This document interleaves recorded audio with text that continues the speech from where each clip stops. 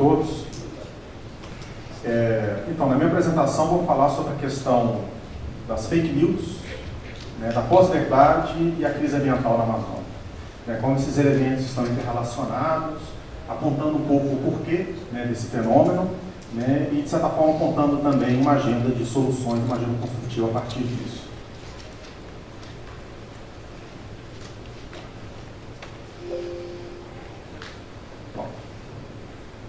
Então, vou apresentar uma série de elementos, né, de informações que foram apresentadas e foram divulgadas amplamente, e depois a gente vai poder comentar conjuntamente. Então, isso é uma apresentação que circulou bastante no WhatsApp, bastante na internet, onde mostra o número de queimadas na Amazônia e aponta 2019 como sendo o mais baixo da série histórica. Mesma coisa aqui também apontando como mais baixo. Né? Depois fala, dados oficiais do INPE mostram que o governo Bolsonaro mantém o menor índice de queimada desde 1998. A mídia insinuou que o número maior nos últimos anos. Acomodados com a mentira, a imprensa insiste no modelo medíocre e caótico de desinformação.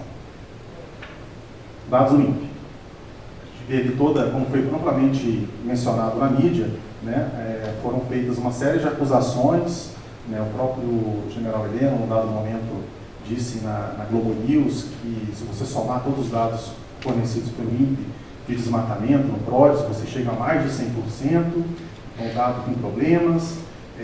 Foi feita uma apresentação pelo ministro Mendes Salles, demonstrando, né, de acordo com o blog Estudos Nacionais, que o dado do INPE estava errado, e basicamente para fazer isso o que ele fez foi dizer, olha, o INPE detecta um desmatamento, depois ele detecta a mesma área múltiplas vezes, então ele soma a mesma área múltiplas vezes, isso mostra que o dado está errado.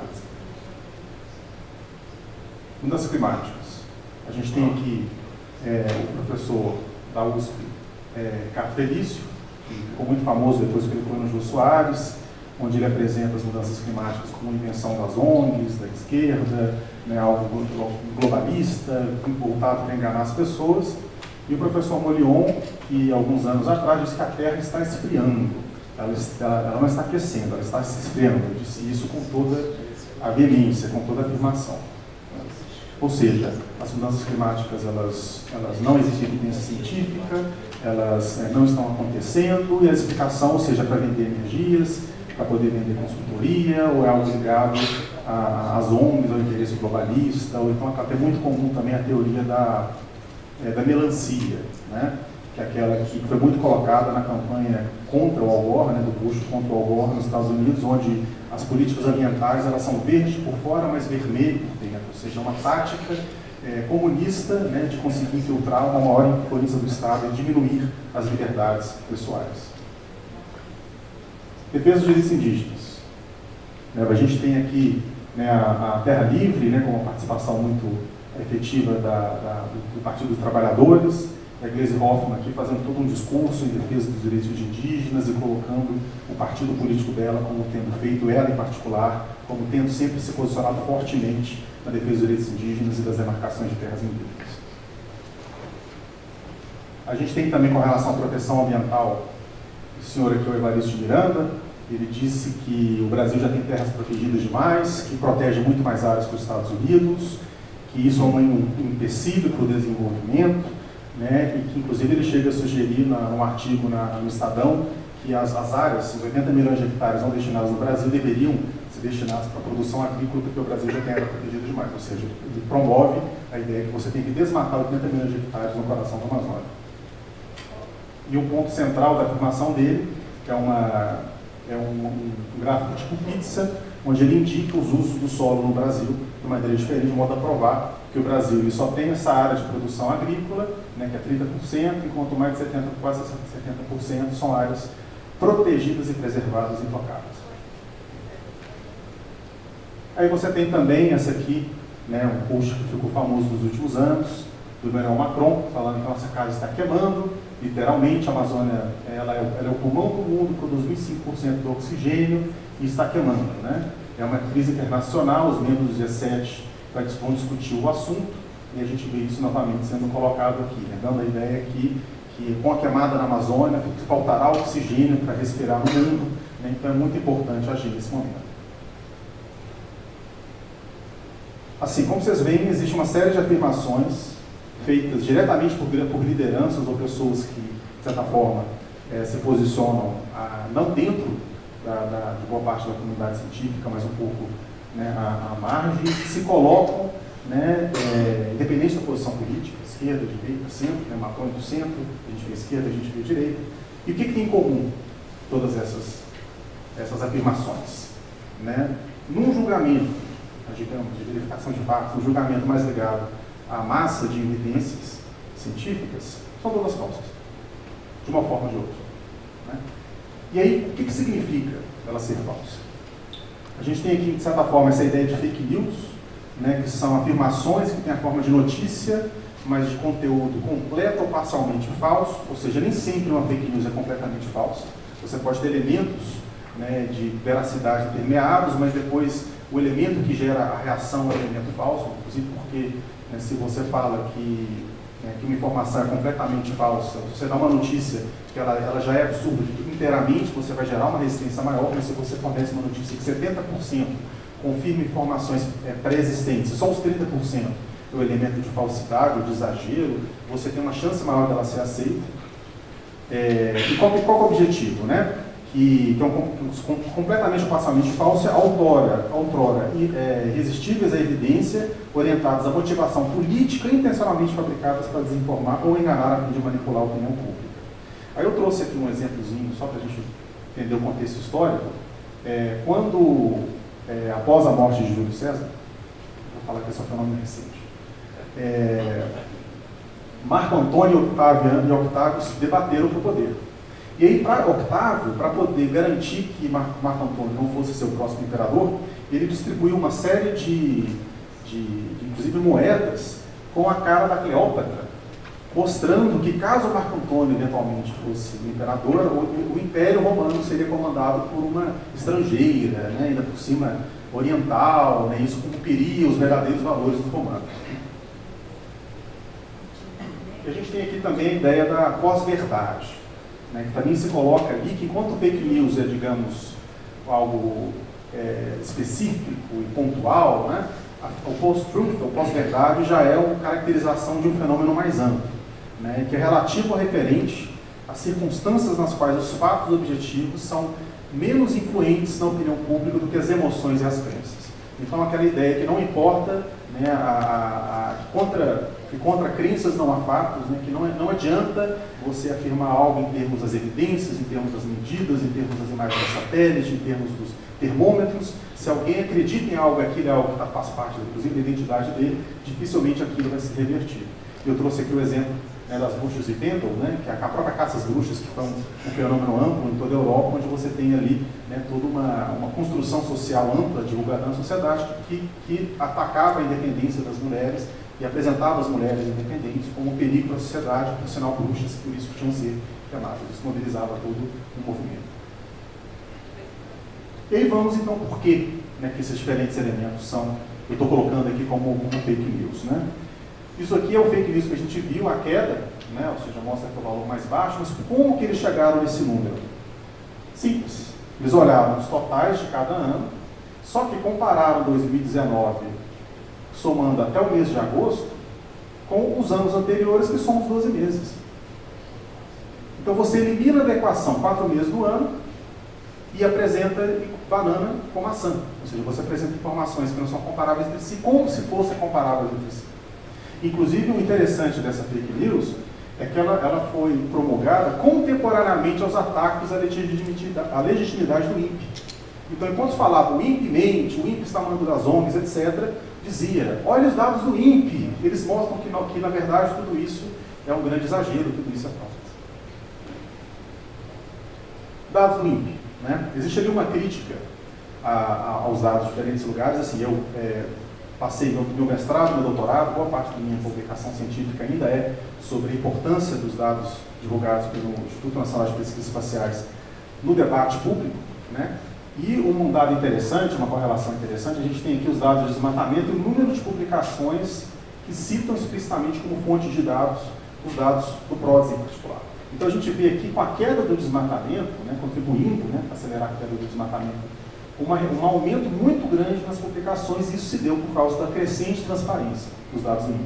Então, assim, é claro que como todo dado científico, ele possui incertezas, ele possui questões, mas por ser um dado absolutamente transparente, é possível, independentemente, verificar a veracidade ou não desses dados. Isso é algo que nós fazemos aqui constantemente. Isso, obviamente, aumenta a confiança nessas informações. Não é à toa que a Science 2007 fala, né, apresenta o INPE como a inveja do mundo, né, em termos de produção de dados, ou seja, algo que é realmente muito importante. E não é à toa que os dados do INPE, por exemplo, a gente tem o dado do PRODES aqui, a gente tem o dado do SAD, que é um sistema independente, completamente independente, com outra metodologia, com em cima de outras imagens de satélite, e eles verificam tendências similares. Isso é muito comum na ciência, né? Quando você tem grupos diferentes que chegam aos mesmos resultados a partir de métodos, né, comparáveis, mas substancialmente diferentes, você começa a ter maior certeza. Da mesma forma, quando você verifica algo no solo, verifica algo no satélite, os dados convergem, obviamente aquilo indica que aquela informação é mais completa, é mais correta. Mudanças climáticas. Eu acho que um elemento interessante aqui é buscar um pouco a história. Existe ali todo um discurso, né, por trás do que fala o Ricardo Felício, que fala o Molion, que falam que as mudanças climáticas foram inventadas pelas ONGs, etc. Agora, o interessante é que o grosso do financiamento das mudanças climáticas foi realizado pelo Ministério de Defesa dos Estados Unidos da América. Porque um dos pontos importantes que existia no pós-guerra era o que aconteceria no mundo após o inverno nuclear. Ou seja, você tem um bombardeio de armas nucleares de um lado e do outro, e obviamente queria saber para onde que vai a nuvem, né, de radiação.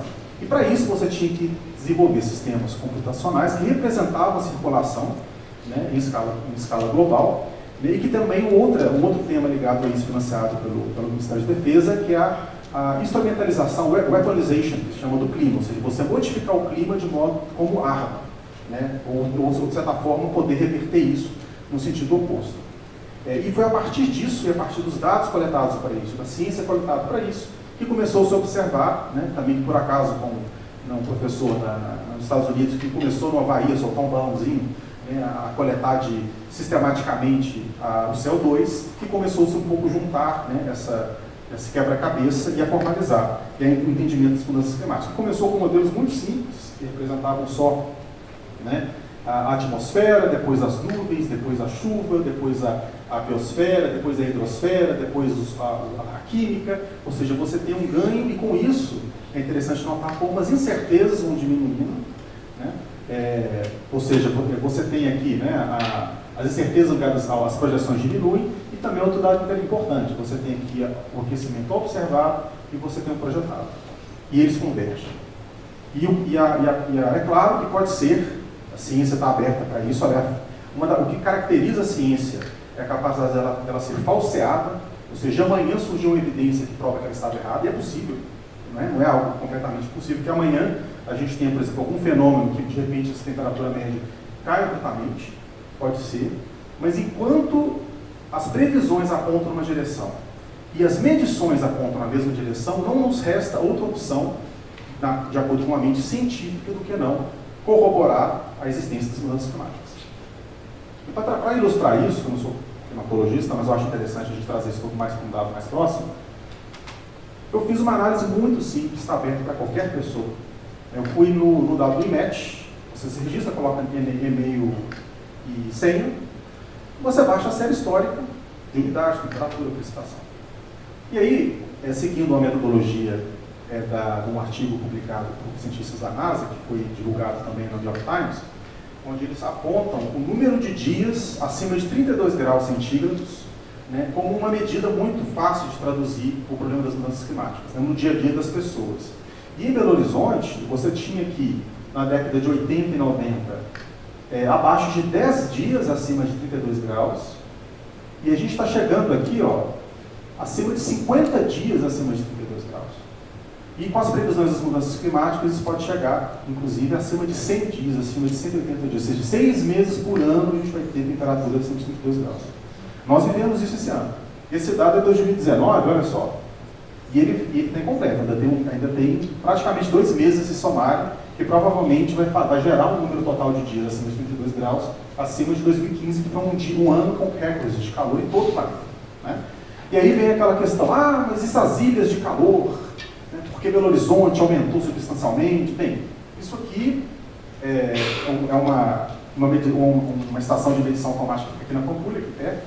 É claro que da década dos anos 2000 para cá, não é que teve um aumento tão grande da massa e da urbanização naquela região para poder explicar, mas só por via das dúvidas, eu trouxe aqui um dado que é de Florestal.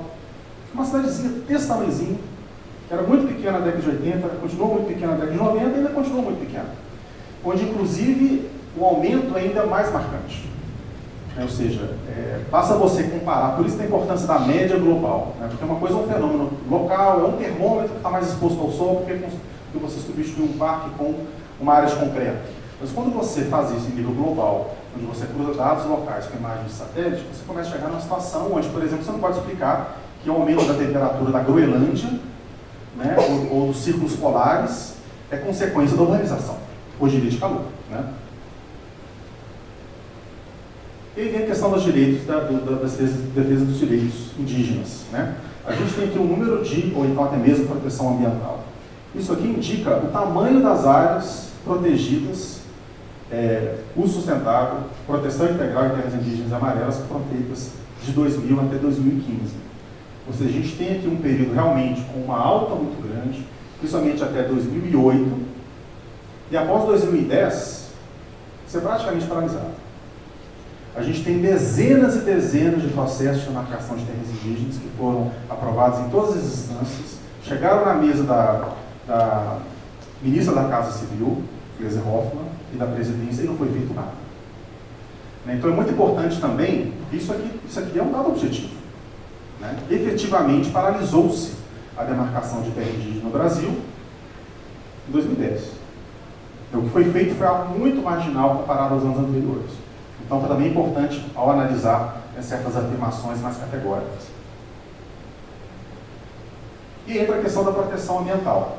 Né? Em particular, fala-se que 66% do Brasil é protegido e preservado, ou seja, essa ideia de área protegida, né, de proteção versus conservação. Né? Proteção, como no sentido de proteção integral, são aquelas áreas que são separadas de qualquer tipo de uso, né, de exploração econômica, porque elas têm que se tornar intactas. Né? E em vez de 66%, como afirmado pelo Paris Miranda, só 6% do território nacional está sob um regime de proteção integral. Nos Estados Unidos são 12%. Os Estados Unidos têm um dobro de área de proteção integral que o Brasil. Agora, outro dado interessante, na própria figurinha, ele coloca aqui 24%, né, como áreas de protegidas dentro dos imóveis rurais, etc. Grande parte disso são as reservas legais. Se você lê a lei, o que a lei está dizendo das reservas legais? São áreas de uso sustentável. Na reserva legal você pode ter, até mesmo você pode ter exploração de madeira, açaí, agroflorestas. Com o novo Código Florestal você pode inclusive ter 50% disso como áreas exóticas, como plantas exóticas. Em alguns estados você pode ter 50% disso até com eucalipto. Né? Ou seja, para poder mostrar que não se trata, né, de uma área absolutamente de proteção integral. Né? E os Estados Unidos, 66% dos Estados Unidos é de cobertura nativa. Por quê? Porque grande parte da pecuária nos Estados Unidos é feita em cima das pradarias, que já eram pradarias, já eram campos naturais, como são os campos no Brasil, antes dos europeus chegarem lá. Então, de certa forma, né, nós estamos falando de um país como o Brasil, que tem 60 e poucos por cento de vegetação nativa, é verdade. Os Estados Unidos também tem 60 e poucos, 66% de vegetação nativa. Então, colocar o Brasil como o país mais preservado do mundo é algo que não se relaciona com a verdade. E só para demonstrar, por exemplo, a maior mina de minério de ferro do planeta fica dentro de uma unidade de conservação, que é a Floresta Nacional de Carajás. Então, quando se fala de área protegida, né, de unidade de conservação em particular, a gente está falando de Carajás, a gente está falando da APA do arquipélago de Marajós, que tem 600 mil cabeças de búfalo, a gente está falando dos 2,6 milhões de hectares de floresta pública em unidades de conservação disponibilizadas para exploração econômica, a gente está falando de exploração legal de 14 milhões de metros cúbicos de madeira dentro de áreas privadas, a gente está falando de uma economia de bilhões, né, que são realizadas dentro de unidades de conservação, de uso sustentável. Então, absolutamente falaciosa essa afirmação. A produção de oxigênio que a gente sabe é que durante a fotossíntese as plantas de fato geram muito oxigênio, mas elas também consomem, né, porque elas também são seres vivos, né, e a Amazônia está mais próximo de um equilíbrio do que de uma produção, então essa informação também não confere. Né, e por que então que a gente está gerando, nós estamos gerando essa situação? Vou dar aqui uma sequência de exemplos. Né, qual é a situação que a gente está vivendo hoje? Por que cada vez mais, né, é difícil discernir as situações, é difícil você estabelecer a verdade em ambientes públicos, né? Porque a gente tem, fazendo ali, um âmbito que o debate é principalmente público, político, né? Porque a gente tem os nossos representantes, o presidente, os ministros, parlamentares, né, e os lobistas que estão lá, de certa forma, buscando, né, representar certos interesses, né? Eles estão lá numa briga de posicionamento, uma briga de visão de país, né? Os diferentes atores têm diferentes visões de país. A democracia é isso. A democracia é um processo político, sim, nós não podemos nos envergonhar da política enquanto tomada de posição, né? Isso é algo absolutamente natural. E a gente tem, na base da pirâmide, o debate político também. O cidadão comum, né, no churrasco, no WhatsApp da família, né, ele vai discutir política, ele vai falar, eu acho isso, eu acho aquilo. Então a gente não precisa esperar que esses atores tenham um conhecimento necessário, factual, sobre o mundo para poder engajar e melhor gerir, né, o país. O papel disso, onde o debate se torna mais técnico, é onde a gente tem o terceiro e quarto escalão do governo, né, são os técnicos, a gente tem a academia, onde tem as organizações não governamentais, que têm um papel muito importante em produzir conhecimento em áreas, muitas vezes, né, pouco exploradas. Né? A gente tem o jornalismo profissional, que também sistematiza essas informações e apresenta isso para o público. E, tradicionalmente, esse âmbito intermediário, esse debate técnico colocar, servia como um grande mediador de informações. Então, o político falava algo, precisaria de um jornalista, ou, por exemplo, o político faz uma política pública, tem um cientista que analisa aquilo e informa a população. Então, o acesso do político ao debate público, né, no nível da população, sempre foi mediado por esses geradores de conteúdo profissional. O que aconteceu nos últimos anos? Estamos vendo, né, não só no Brasil, mas também nos governos populistas do mundo afora, uma tentativa deliberada de destruir os produtores profissionais de informação. Seja o cientista, seja a ONG, seja o jornalista, seja, né, o técnico, o corpo técnico do governo, que cada vez menos é ouvido, cada vez menos tem um peso nessa discussão, e ao invés de ter essa mediação, você tem uma tentativa de influenciar o debate político diretamente. Todos ali tentaram fazer isso. Né? Especificamente, por exemplo, o caso do Macron. Por quê? O Macron está vivendo uma crise doméstica, ele está tentando passar uma série de políticas neoliberais, como aconteceu no Brasil. Ele está tendo, a primeira tentativa dele, que foi através de uma taxa de carbono no combustível, gerou a revolta dos coletes amarelos.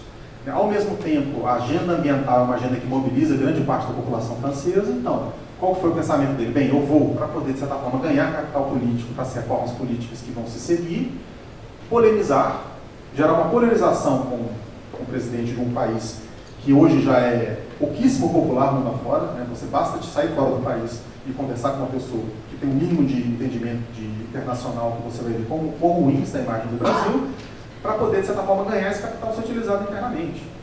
Para isso, ele não iria, por exemplo, fazer um debate, chamar o cientista de CTB e colocar um tweet na internet. O objetivo dele é esse. Né?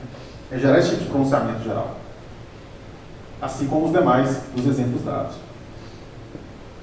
E o que a gente vê, de certa forma, aqui? São consolidação de táticas. Né? É uma tática que tenta reduzir o debate a um debate puramente político, puramente de oposições, puramente de ideias, puramente de ideologias, onde os fatos não merecem ser colocados. Então, por exemplo, você tem aqui Salles, Bolsonaro, até mesmo Macron, politizando a ciência, comunicar-se diretamente, né?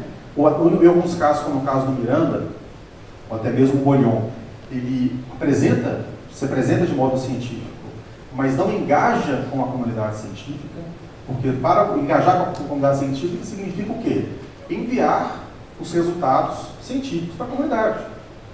Se alguém, por exemplo, um cientista de fato trabalha em cima de evidências e vê as temperaturas médias globais ou mesmo locais e vê que ele fala que a temperatura está diminuindo em vez de aumentar, enfim, tem que se perguntar, poxa, em cima de qual base científica essa pessoa está trabalhando? Está trabalhando em cima de alguma base científica? E se por acaso essa pessoa tiver algum conjunto de evidências que ela julgue importante, que se submeta aos pares.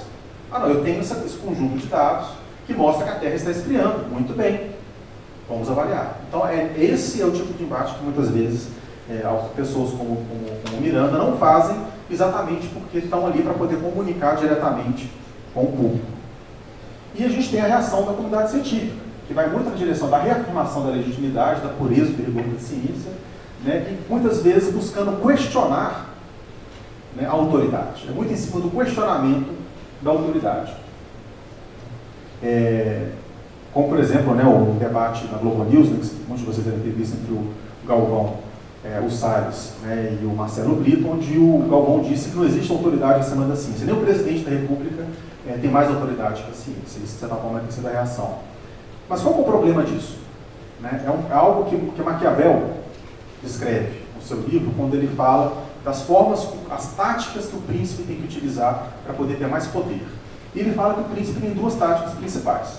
A tática do leão, que é com base na força, com base na autoridade, e a tática da raposa, onde inclusive Maquiavel fala diretamente que um bom príncipe, aquele que é muito habilidoso, que consegue mais poder, ele não precisa se ater à verdade.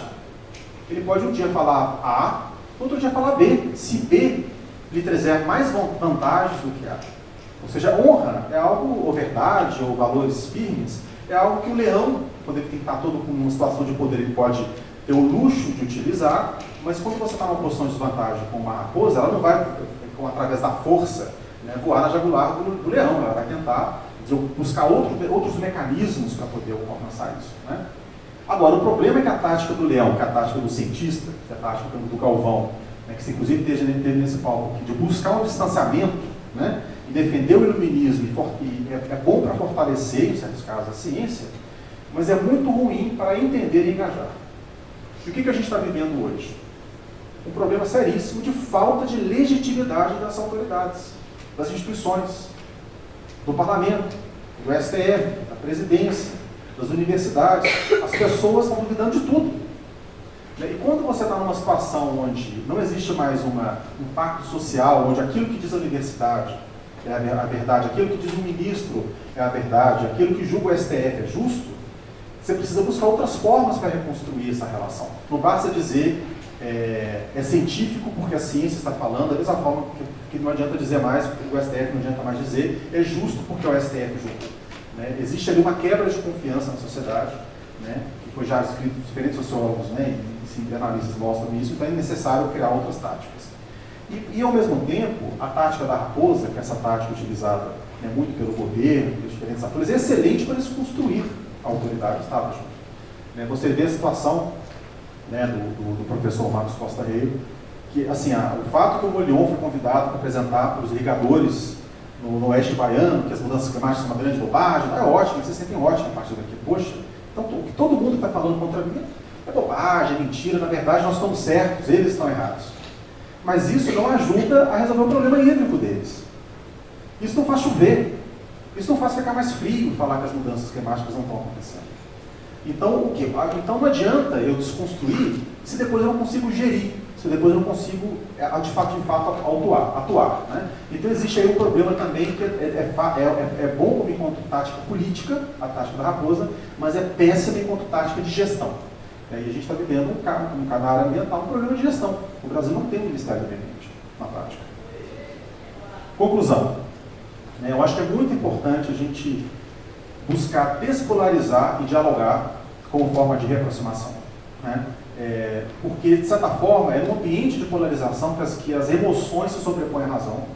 É num ambiente de polarização que aqueles que estão querendo gerar uma fake news, que gera uma reação, né, fervorosa, ganham o debate. Né? E é claro que é algo que pode se ganhar votos, mas não se governa um país, não gera desenvolvimento. Né? Fake news não gera desenvolvimento, não dá para poder gerir um país com base nisso. Segundo ponto, a gente precisa entender e buscar reprofissionalizar a ciência e a política. Né? A gente estava até comentando mais cedo, né? O Brasil não tem um sistema de avaliação de política. Ele não tem um sistema de planejamento territorial formalizado. Inclusive, assim, eu faço uma série de análises sobre a história das políticas territoriais da Amazônia, apesar, né, de ter sido muito questionável a ação do regime militar em várias áreas, na área de planejamento territorial foi invejável. Né? Eles têm um projeto Radan, que forneceu uma quantidade de informações riquíssimas que até hoje nós utilizamos. Né? Então, de certa forma, o Brasil, hoje, a gente tem uma gestão territorial muito inferior do que existia na década de 70, na década de 80, onde, inclusive, as sensibilidades ambientais já faziam parte da gestão. Né? Infelizmente, hoje a gente tem uma tendência de esquecer o que a gente fez de bom na década de 70 e 80 e valorizar o que a gente fez de ruim na década de 70 e 80. Né? A gente tem ali, de certa forma, um sinal trocado. E a gente precisa, com isso, qualificar o debate público. Né? Quem teve a oportunidade de morar no exterior, principalmente na Europa, é impressionante a quantidade de programas de aprofundamento. Você tem documentários em cima de documentários sobre vários temas, você tem ministros, deputados, senadores que vão debater temas de grande importância nacional, né? E isso é que, inclusive, os debates públicos são de muita maior qualidade, algo que no Brasil tinha. Né? Você vê um debate entre um Ulisses Guimarães, um Brizola. Você ligava a televisão, você via um debate de qualidade. Né?